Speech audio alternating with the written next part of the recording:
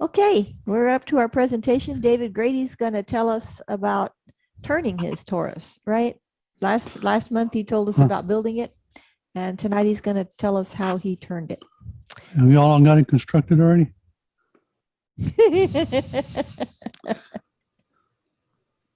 Okay, I'm going to need to look at my presentation because I don't have any way to look at it. Okay, this is going to be about turning and finishing, mostly turning. It's mostly about how you're going to grab a hold of this thing and keep a hold of it. So that's pretty much right after the end of the last presentation. Construction was done. If I call the back side of the Torus, that's the side that's going to go towards the headstock the first time, the first chuck up. I wasn't sure whether Andy did one. It looked to me like, although he didn't mention it, I sanded a flat spot on the back side of the Torus. Made sure I got it level all the way around. I don't remember exactly how I did that. It was probably by eyeball. And I made it, tried to shoot for 3/4 to an inch wide. I just sanded it. I think I took the table off the drum sander or the disc sander because I don't think there was enough clearance on the drum sander for it to go through because it's about 4 inches. And I glued that disc onto that flat paste. The glue on the left-hand end of that Torus construction is going to be a sacrificial piece. It's already got centered with a little bit of a tapered edge on it. It's got a faceplate already centered and screwed on there. And the other side, the front side of that towards the tailpiece is going to have a jam chuck in it that's padded, and that provides tailstock support. There you go. You can see it there. The way Andy did that, he used more of a large cone. It looked to be about 6 inches, 8 inches in diameter and just barely to a rather flat point. I didn't like that, so I used a jam chuck that I fabricated and put some padding on it and crammed it all in there. Now I got a hold of it, and we're going to start turning. I didn't know I was going to be doing these presentations, or I would have had better pictures. So here we go. That's a easy wood tool, whatever the red handle is. I think that one's square, isn't it? You want to go kind of slow when you first start spinning that as anything. Mine wasn't off balance at all. It wasn't perfectly round, but it wasn't out of balance. If you remember back from the construction build-up, when we got towards the very end and I was gluing those rings together, they weren't all as perfect I would have liked them to be. So I kind of highlighted low spots and high spots so I could maybe allow for that a little bit. Might help, might not, but it worked out. So let's go to the next one, see what we got. I kind of rough turned the outer parts of that to get off all the little nubbies. And there it is, kind of smoothed a little bit. In the bottom half of that picture, there's one of these.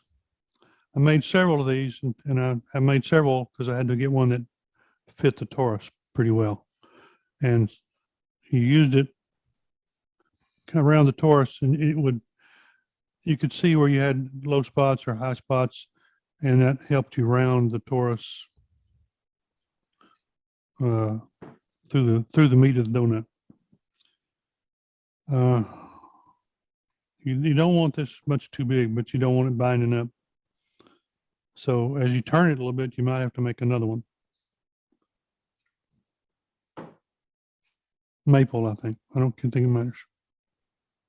That'll help our thing. Has to be loose enough where you can turn it around and around this way. If the Torus was in here, if the Torus was actually in here, you could be wanting to go around it this way and on the inside until you run out of room. I used my bolt steady on it there because I took out that jam chuck. So all it's holding it is that faceplate on the back. with that MDF. I wasn't too sure about the MDF, but I didn't have any trouble with it. But when I took that jam chuck out of the front end, I just didn't trust it. So I used my bolt steady. And usually when I use a bolt steady, I'll wrap it where the wheels are going to rub with some blue tape. Wrap it the right way so it doesn't fly off. It'll all unfold on you. And along in here, as you're working in to that neck of that Torus, you're not going to have many chances to work in there. And this is about it.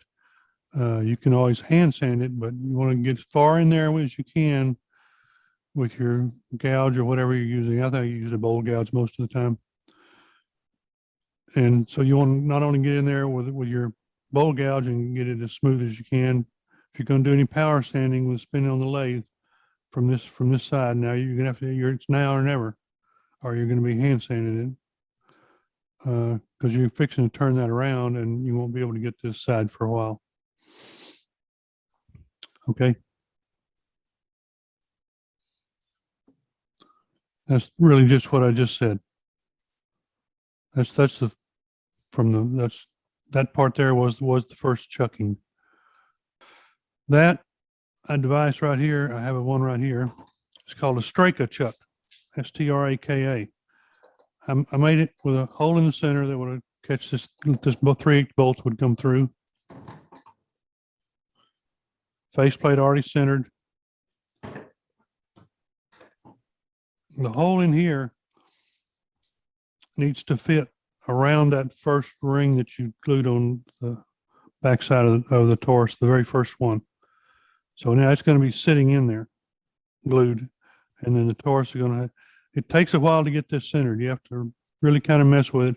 Every time you tighten one of these bolts, remove it, something's going to move, and you got to bump that Torus around inside. I had this fully padded on both sides, in and out. You can't see that very good. Most of it came off the glue. I hadn't found a good glue that holds that. I had to use some little 1/4-20 splices or whatever they call them. I couldn't really keep enough bolts to do that, but I used carriage bolts, and you need to make sure that the carriage bolts are what's toward the ends of them are going to be towards you and not this ugly end over here because they'll eat you alive. I like to put blue tape around the sides of a lot of things that are going to have a square corner because they tend to make little marks on my fingers every time I get against them and they're turning. They're like little saws. So now you can go back to that. There is I'm assembling that. There you can still, if you turn that over, you can still see the first layer we turned on there. That view is the other side of this, is the bottom side of this Straka chuck is on top of it in the next. It's not true at all in that picture, but the Torus is in there, I think, or something. Anyway, you work at your centering right there because that's going to, it needs to be great. You don't want these layers of that Straka chuck wobbling or anything like that at all. So it takes a while, but it's worth the effort. It's worth the effort to get it all true before you start spinning it. I made it about 1 inch larger, so I had a little bit of play between. I wanted a little bit of play, so I wouldn't get in a bind and not be able to center it on that first MDF ring that we put on there. The MDF steel ring, the first MDF is glued to the bottom of that strike, the bottom of the Torus, and now we can turn over. I think that's pretty explanatory. I was just showing you where I glued the padding on there. It's stuff you use like in RVs to keep things from sliding around on your dashboard, or wherever. Forward.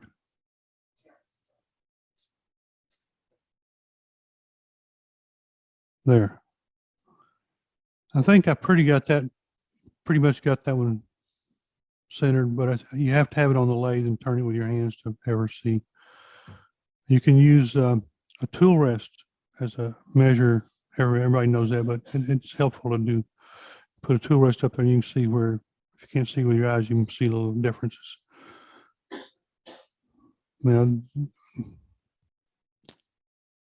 I use a live center in that center disc there. And that I'm cutting that ring that ring that's in there is the first ring that we glued on, and we're fixing to cut the center out of it. That's what's happening there. Actually, it wasn't a ring, was it? It was a ring, but it was a solid ring. It didn't have a hole. It had a hole in the center, but it wasn't. It wasn't just a narrow ring. We're cutting. It wasn't a narrow ring like that. It was a disc. Because I know we're cutting the middle out of it right there, so we can get access to that neck from the other side. Carefully turn it, sand it, because this is it on that side now. If you don't cut it, power sand it, and cut it like you want it now, you won't get another chance. It'll all be handwork. Sand it and blend all exposed surfaces that you can get to, and pay attention to the neck, inside the neck. Use the pattern that we used on the beginning as a measure to try to improve your roundness. Get an even round profile. I had times when I actually had to, can I see this for a second?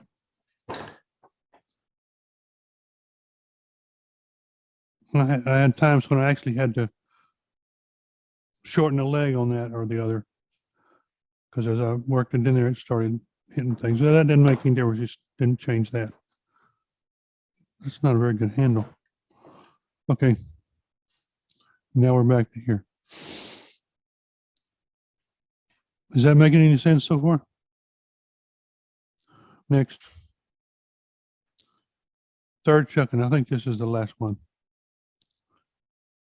There's the padded cone again in the middle. Oh no, there's Andy's cones that he used. A picture of them. The two pink covered cones. I didn't use it that way. But I am rechucking that thing. And on the other side of that padded disc that's on the headstock, I believe, there's a faceplate, and I found a washer that just the 3/8 bolt would go through the washer, and the washer would fit into the recess, the threaded end of that faceplate without hardly any wiggle. So I ran this bolt through that, and some washers and nuts on this side, and then we could turn loose of it with a striker chuck. I think we had to, we've just got a disc on the back, and now we're going to have another jam chuck in the front. What's now the front? And after you get this turned and smooth, and you got that striker chuck off there, you can now, as long as you keep your striker chuck intact, you can actually put your Torus back in it and have the luxury of turning it either way. Just you got a lot of centering to do. We can go, and that's kind of handy to do. This was not a. I don't know if I would ever figure this out on my own, how to chuck it up.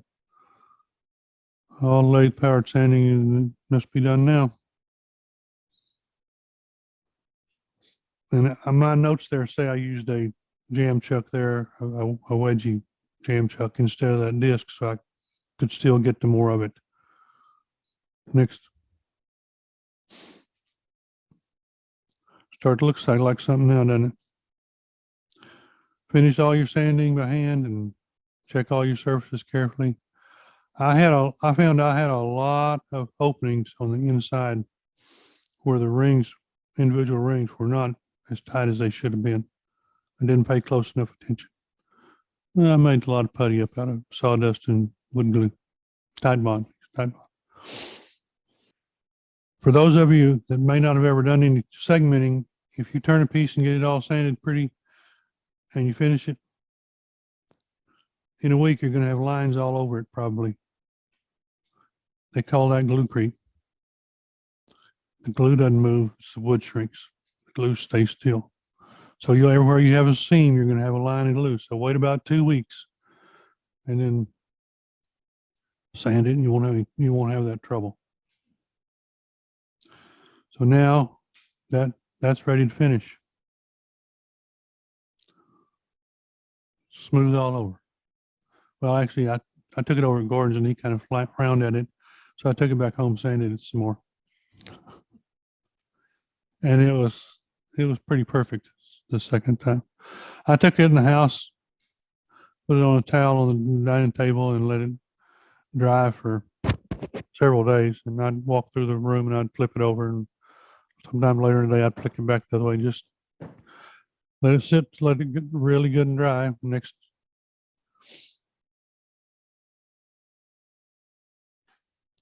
I think in the first demo I talked about that pattern. It's not actually as random as it looks.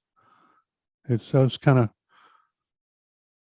pulled that general arrangement off of Malcolm, one of Malcolm's pieces he made a long time ago, where he started from a dark and faded into a light. And his was racially motivated to need to mix together. And that's what my son wanted, so that's what I did. When you do your pattern, don't do like I did if it's important. I didn't allow for doing your half segment twist for your bricklay effect, which gives you a lot of strength. I forgot about that, but it didn't seem to make much difference. My son loved it. Next. That is my bowl press. Typically, it has a screw up at the top and a wet threaded thing that goes through. It makes a good place to hang things, and it holds things pretty good for finishing. Turn next page. And I had some people coming over, and they were going to look. Well, they wanted to see it when I started putting fish on it. Okay. Next. Y'all all know that when you start putting finish on it, it really changed. Now, hanging on that loop of strings, and it was hooked on that threaded part over the top, gave me the ability to swing it back and forth and twist it, tilt it this way. Every once in a while, I could spin the Torus this way on that string. It didn't hurt a bit. I used Danish oil, plain natural Danish oil. I think I put 3 or 4 coats on it. And next, I hadn't got any finish on it yet. Next. Now there's I wiped a little finish on it. Changed. Again. Keep going. I pretty much followed the instructions on the Danish oil, except I think I used more coats than they called for. You need to be sure and wipe that stuff really, really dry every time, or it'll be sticky. Next. See, that wasn't so hard, was it? I didn't think I'd ever be able to do one of those. Oh, off and on worked on it probably a couple of months. Any more questions? That's the only question. How long? I don't remember how many pieces there were. There was 60 rings, 12 segments each, plus 2 more rings to fill in the gap I had of 12. So whatever that is. I let it dry real good. Can you zoom in on that at all? The Torus, wisdom gained to never say never. David and Mary Grady. We finished it in June of 20. Early maple and figured walnut. The only walnut that was maple that was different was the stand. I had a little thin piece that I bought from one of our members, and I didn't have enough to make the stand out of that first strip of maple that I had. So are we done? There's the stand. I put felt under the 4 corners, and I put felt on those little curves that it sits in. It allowed you to twist it just a little bit, and you can twist it any way you wanted to, round and round. My son came to visit us, and he was over at the kitchen counter drinking coffee. I usually have a bowl there that I did out of the Ray Allen book. Sits there on that entryway table, and Mary said, "Put that over there." And I got that out of the way and I set the Taurus over there. He was down there for 45 minutes drinking coffee and talking to us. And if I saw him, I had a camera in my hand. I finally saw him look over there and he turned around and smiled. So it lives in Houston now. In fact, I didn't know I had that picture on there. So the Taurus is way over there. That was kind of blurry because I was trying to get him in a hurry before he walked over there and got away from me.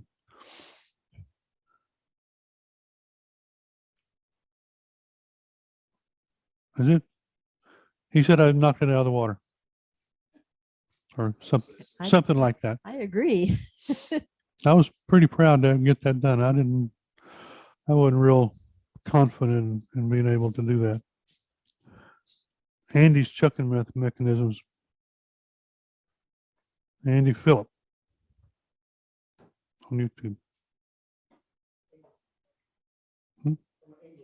Yeah, I think so. He never talks in any of his demos. I wondered what that was. I couldn't tell. He's the first one I saw that after when you made your rings, Malcolm put them on trays and put all these little rings on a long skinny tray, and then he put a shim under several shims along one side of the thing. He ran it through the drum sander until it sanded down, and then he tilted it the other way a little bit at a time until he got the angle he wanted. And to me, that you threw away a whole ring, sanded it off. I didn't want to do that. That was my excuse for not doing it. And Davey found this one where you didn't have to do that. So I had to do it. I'm done. That was great. Any other questions? Very nicely done. Oh, there's another thing I wanted to mention. Go back to the presentation one near the end when I started gluing all the rings together. And pretty soon we had pieces that were 6 or 8 rings. And when we got that far and we were starting to fit together those bigger pieces, you really have to go slow and watch what you're doing and plan and think about it and make sure you're getting it exactly where you want it, because you don't get another chance on that unless you made a whole bunch extra. And we spent a lot of time sitting at those 2 little square tables that I set up. Mary and I sat out there, those 2 tables a lot and just fit those pieces together with a little ratchet strap or rubber bands, some big fat rubber bands, and a speed square. It helped. Andy used that speed square, and I'm like, huh? How's that going to help? But it did. Flat surface and speed square on both ends. It lined them up. Well, that disc that you see there that's glued on there, that's one we glued on there. That's the first chuck. And then jam chuck's on the other side, of course. But that disc you cut, when you go to cut that out, you're cutting that first disc that you glued on there, and you're going to leave a ring of it on there for a little while. But that would be in the second chucking. I made several of this is going to be the diameter of the cross section of the, very close. I made several of these that were flat and square. And I tested with these till I got the bandsaw like I wanted it. So I didn't be messing up rings. These were just throwaways, scrap. And you weren't here, so you didn't get to see this piece unless you saw it on last month's. Well, this was the jig. You've gone through all your formulas and stuff to get your diameter and how big the pieces, your segments and all that. So you know what your segment angle that you want to cut is to get across this piece. And you really don't want this to be down to a point. You hardly ever want that, even on any kind of thing you make. I got lucky. So I know I had 60 rings, 60 into 360 goes pretty easy at 6, isn't it? 6 degrees. That's your segment angle. 30 degrees, 3 degrees if you were going to do a cut on both ends, which this didn't do. So we just use the 6. We don't divide by 2. Mark your 6 degrees on a board and cut that line. Be as accurate as you can. And then on your bandsaw, the blade comes up here. You've got this cut, and I'm not sure which way. Anyway, you put that right up to the blade. I think I moved it back just a little so they wouldn't be pushing on the teeth. But basically right there, tilt your table until the face of that you just cut on that board is right on your blade. I didn't have to make any table adjustments. I cut a couple of these squares, and from all I could measure, I mean, this is as good as it's going to get. Where I had trouble was the back and forth adjustments. I took this,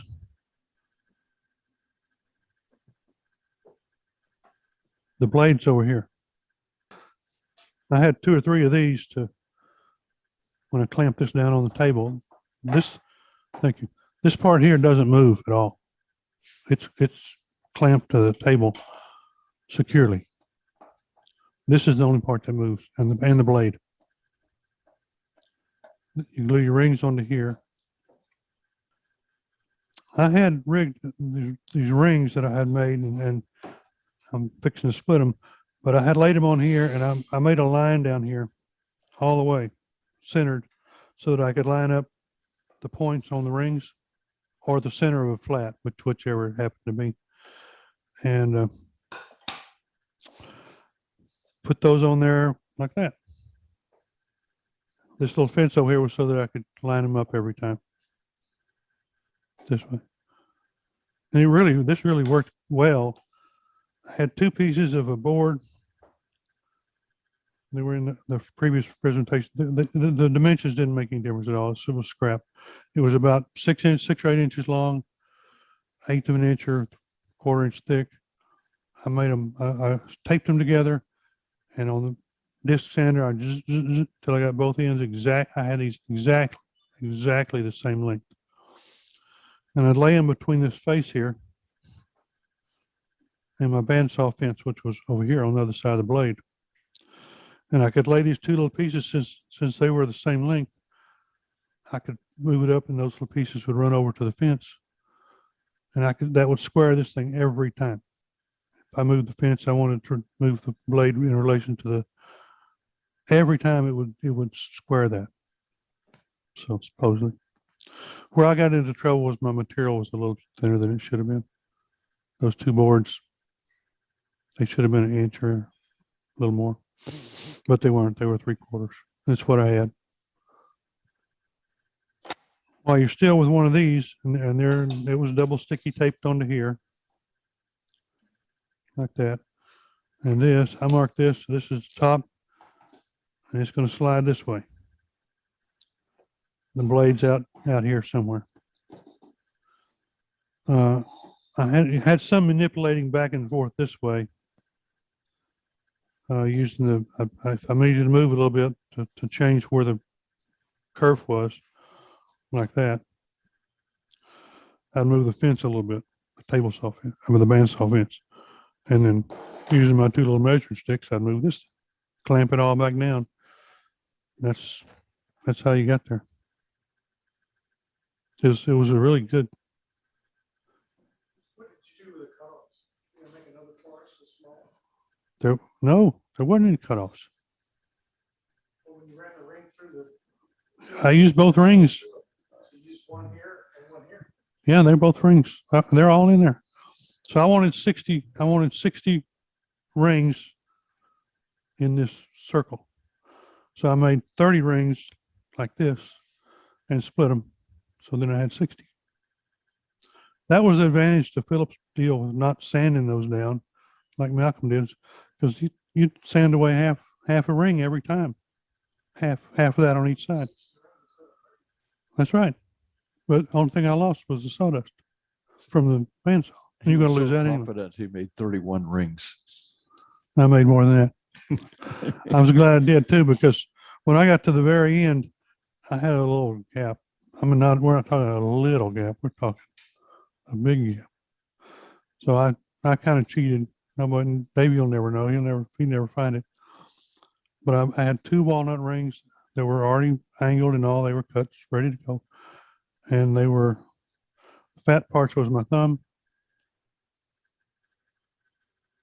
I turned them that way. So that made a flat piece. I shoved that in there. Perfect. Because then I could kind of adjust this to make it wider or skinnier. And that, Sand off the saw marks. yeah, I couldn't afford to sand them very much because I knew I was running out of thickness. But I did just kind of touch some. And one of the things I learned from Malcolm was this sander will run real fast. It'll take sand off. You don't have to run it that fast. Turn it on, turn it off. Wait after it spun down a little bit. That's a really good trick. It works really good. If you don't get, as long as you don't get your fingertips on that sand, it'll cut. You can't get off of it quick enough. You think I'm not bleeding, but you will be. Oh, okay. If there aren't any more questions, I guess we'll let David go. Thank you very much. It was a great demo. It almost makes me want to go try it. Almost.